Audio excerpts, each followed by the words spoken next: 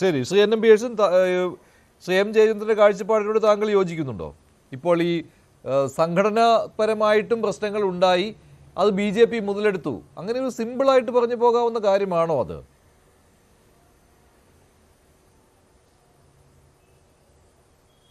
അല്ല, അതിൻ്റെ എനിക്ക് തോന്നുന്ന പ്രശ്നം ജയേന്ദ്രൻ പറഞ്ഞത് CPM ഒരു കേഡർ പാർട്ടിയാണ്. കേഡർ പാർട്ടി എന്നുകൊണ്ട് എന്താണ് ഉദ്ദേശിക്കുന്നത്? പാർട്ടിയുടെ മേൽത്തട്ടിലുള്ള നേതാക്കൾ പറയുന്നതെല്ലാം അടിമപ്പണി ചെയ്യുന്നതായിട്ടുള്ള ആളുകളാണ് കേഡേഴ്സ് എന്നുള്ള വിശ്വാസം ജയേന്ദ്രനുണ്ടോയെന്ന് എനിക്ക് അറിയില്ല.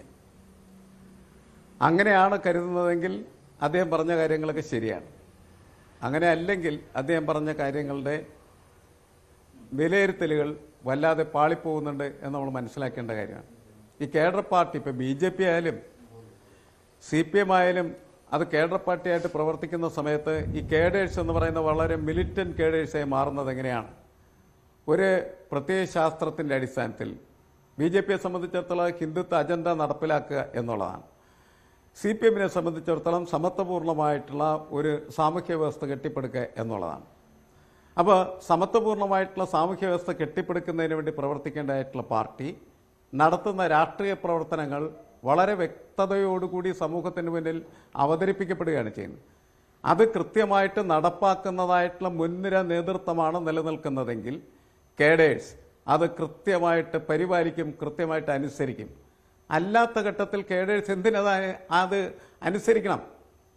നേതാക്കന്മാരുടെ കുടുംബകരമായിട്ടുള്ള കാര്യങ്ങൾക്ക് വേണ്ടി, അവരുടെ സ്വകാര്യ ഇടപാടുകൾക്ക് വേണ്ടി, അവർക്ക് പണമുണ്ടാക്കുന്നതിന് വേണ്ടി, അവർക്ക് അഴിമതി നടത്തുന്നതിന് വേണ്ടി പാർട്ടി പ്രവർത്തനത്തിന് ഉപയോഗിക്കപ്പെടുന്ന സമയത്ത് സാധാരണ കേഡർ അവൻ ആത്മാർത്ഥമുള്ള കേഡറാണെന്ന് പറയുന്നതിൽ ആ നേതാവിൻ്റെ എല്ലാവിധമായിട്ടുള്ള പ്രവർത്തനങ്ങൾക്കും എതിരാണ് പ്രവർത്തി.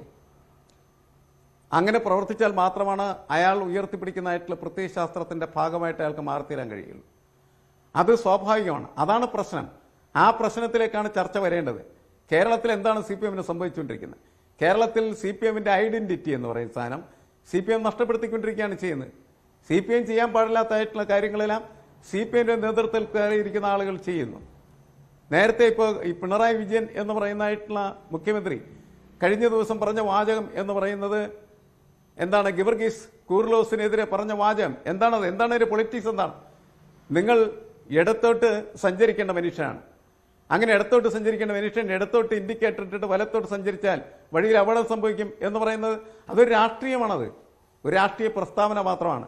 ഇടതുപക്ഷം എന്ന് പറയുന്നത് ഇടതുപക്ഷ പ്രവർത്തനം നടത്തുന്നതിന് പകരമായിട്ട് വലതുപക്ഷ പ്രവർത്തനം കോർപ്പറേറ്റുകളെയും മുതലാളിമാരെയും ഒക്കെ സഹായിക്കുന്ന തരത്തിലുള്ള പ്രവർത്തനങ്ങളിലേക്ക് പോകുക. 1, 2 അതേപോലെ തന്നെ ഈ ജാതി മത വർഗീയ സംഭവങ്ങളൊക്കെ തന്നെ അതിൻ്റെ വിജയത്തിന് വേണ്ടി ഉപയോഗിക്കുക.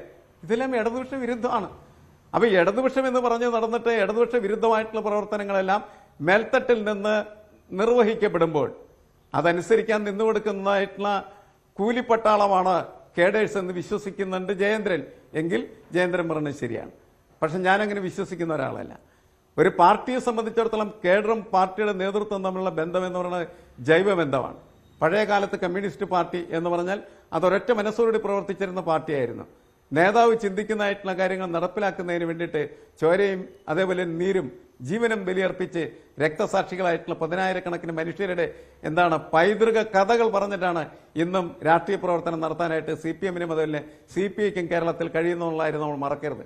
ആ പൈതൃക പ്രവർത്തനത്തെ വിറ്റ് കാശാക്കുന്നതായിട്ടുള്ള ആളുകളാണ് ഇന്ന് നേതൃനിരയിൽ ഇരിക്കുന്നത് എന്ന് വിളിച്ചു പറയാനായിട്ട് ആ പാർട്ടിക്ക് ആളില്ല എങ്കിൽ ആ പാർട്ടിക്ക് മുന്നോട്ട് പോകാനായിട്ട് കഴിയില്ല, ആ പാർട്ടിക്ക് തിരുത്താനായിട്ട് കഴിയില്ല.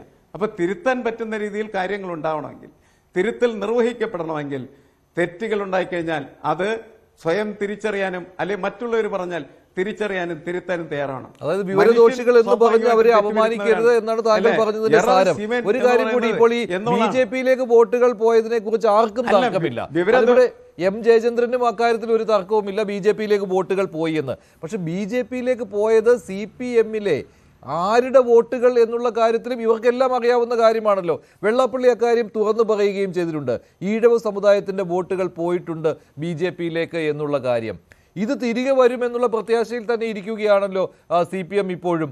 അതായത് 2019 പോയ വോട്ടുകളൊക്കെ അത് ആരുടെയൊക്കെയാണോ ആ വോട്ടുകളൊക്കെ തിരിച്ചു വന്നു. അതാണല്ലോ 2021 കണ്ടത് എന്ന ലാഘവ ബുദ്ധിയോടുകൂടി ഇതിനെ കാണുന്നത് കൊണ്ടാണോ ഇങ്ങനെ സംഭവിക്കുന്നത്?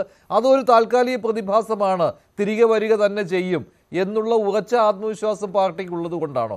എന്താണ് അതിന് പിന്നിലെ പൊരുൾ, ശ്രീ NM പിയേഴ്സൺ? അല്ല, അത് വോട്ടുകൾ തിരിച്ചു വരില്ല എന്നൊന്നും നമ്മൾ പറയുന്നില്ല. രാഷ്ട്രീയ കാലാവസ്ഥയും രാഷ്ട്രീയ സാഹചര്യങ്ങളും മാറുന്നതിന്റെ അടിസ്ഥാനത്തിൽ പോയ വോട്ടുകളൊക്കെ ചിലപ്പോൾ തിരിച്ചെന്ന് വരും. പക്ഷേ പാർട്ടിയിൽ നിന്ന് ഇറങ്ങിപ്പോകുന്നതായിട്ടുള്ള കേഡർമാർ തിരിച്ചു വരാനുള്ള സാധ്യത വളരെ കുറവാണ്. എത്രയോ കേഡർമാരാണ് പാർട്ടിയുമായിട്ട് തർക്കത്തിലുണ്ടാകുകയും പുറത്തു പോവുകയും ചെയ്തത്. ഇപ്പോൾ നമ്മൾ ആലപ്പുഴയിൽ കാണുന്നത് എന്താണ്? ജി സുധാകരൻ എന്ന് പറയുന്ന വളരെ കാലമായിട്ട് പാർട്ടിയുടെ പാരമ്പര്യത്തിനനുസൃതമായിട്ടുള്ള രീതിയിൽ പ്രവർത്തിച്ച് അദ്ദേഹത്തിന് അനിയൻ എന്ന് പറഞ്ഞ രക്തസാക്ഷിയായിരുന്നു. അതെന്താണ് ഈ പാർട്ടി കാണാത്തത്? ആ ജി സുധാകരനെ പുറത്താക്കുന്നതിന് വേണ്ടിയിട്ട് ഇപ്പോൾ നിലനിൽക്കുന്നതായിട്ടുള്ള നേതൃത്വം എന്ന് പറയുന്നത്, എനിക്ക് തോന്നുന്നു കഴിഞ്ഞ ദിവസം അവിടുത്തെ ഒരു നേതാവ് പറഞ്ഞത്, അത് മുസ്ലിം നേതാവ് എന്ന് ഞാൻ പറയാണ്, അദ്ദേഹം പറഞ്ഞതെന്ന് വെച്ചാൽ ജി സുധാകരൻ എന്ന് പറഞ്ഞാൽ പൊളിറ്റിക്കൽ ക്രിമിനലാണ് എന്നാണ് പറഞ്ഞത്. എന്നിട്ട് ഈ പാർട്ടിയിൽ ആരെങ്കിലും എന്ന് നിൽക്കുന്നുണ്ട്. അപ്പോൾ സ്വാഭാവികമായിട്ടും ജി സുധാകരനെ പോലെയുള്ള ആളുകളെ പാർട്ടിയിൽ നിന്ന് പുറത്താക്കുന്നതിന് വേണ്ടി ബോധപൂർവമായിട്ടുള്ള പ്രവർത്തനം ഇപ്പോഴും തുടരുന്നതായിട്ടുള്ള നേതൃത്വമാണ് നിൽക്കുന്നത്. എന്തുകൊണ്ട് ജി സുധാകരൻ പുറത്താക്കപ്പെടണം? ജി സുധാകരൻ പല കാര്യങ്ങളും വിളിച്ചു പറയുന്നു, പല സത്യങ്ങളും വിളിച്ചു പറയുന്നു, പലരെയും ചോദ്യം ചെയ്യുന്നു. അല്ലെ, എളമരം കരീമിനെ അതിശക്തമായിട്ട് ചോദ്യം ചെയ്യണം അദ്ദേഹം ചെയ്ത്. എളമരം കരീം അദ്ദേഹത്തിന്റെ കൂടെ ഉള്ളതായിട്ടുള്ള ഉപജാത സംഘവും കൂടി വലിയ തരത്തിൽ ഗൂഢാലോചന നടത്തി ജി സുധാകരനെ പുറത്താക്കാനായിട്ട് ശ്രമിക്കുകയായിരുന്നു എന്നാണ് ജി സുധാകരൻ പറഞ്ഞത്. ഇതെല്ലാം ഒരുപാട് ആളുകൾ കണ്ടുകൊണ്ടിരിക്കുന്നുണ്ട്. ആലപ്പുഴ എന്ന് പറയുന്ന ജില്ലയിൽ തന്നെ ബഹുഭൂരിപക്ഷം ആളുകളും ബഹുഭൂരിപക്ഷം സഹാക്കളും ഈഴവരാണെന്ന് നമുക്കറിയാം. പുന്നപ്രവേലാർ എന്ന് പറയുന്ന കാലഘട്ടത്തിൽ ആ പുന്നപ്രവേലാർ നടന്ന സമയത്ത് അവിടെ വെടിയുണ്ട് മരിച്ചു വീണവരിൽ ബഹുഭൂരിപക്ഷം ആളുകളും ഈഴവരായിരുന്നു. അവരുടെ പാർട്ടിയാണ് ഇന്ന് മറ്റുള്ള ആളുകൾ കൈയടക്കി, സജി ചെറിയാനെ പോലെയുള്ള ആയിട്ടുള്ള ആളുകൾ, നൌഷാദിനെ പോലെയുള്ള ആയിട്ടുള്ള ആളുകൾ, ഇവരൊക്കെ അതിൻ്റെ അകത്ത് കടന്നിരുന്നിട്ട് ആ പാർട്ടി അവന്റെ സ്വന്തമാണെന്ന് പ്രഖ്യാപിക്കുകയും ആ പാർട്ടി കെട്ടിപ്പിടിക്കുന്നതിന് വേണ്ടി പണിയെടുത്തിരുന്നായിട്ടുള്ള മുഴുവൻ ആളുകളെയും പുറത്താക്കുന്നതിന് വേണ്ടി ഗൂഢാലോചന നടത്തുകയും ചെയ്യുന്ന വൃത്തികെട്ട രാഷ്ട്രീയ പ്രവർത്തനം നടത്തുമ്പോൾ അത് തിരിച്ചറിയാൻ കഴിഞ്ഞില്ലെങ്കിൽ ഈ പാർട്ടിക്ക് എങ്ങനെയാണ് പോയ വോട്ടുകളെ തിരിച്ചുകൊണ്ടുവരാനായിട്ട് കഴിയുക, പോയ കേഡേഴ്സിനെ തിരിച്ചുകൊണ്ടുവരാനായിട്ട് കഴിയുക? സാധ്യമല്ല എന്നാണ് എനിക്ക് തോന്നുന്നത്. ശരി, ശ്രീ പണിക്കർ.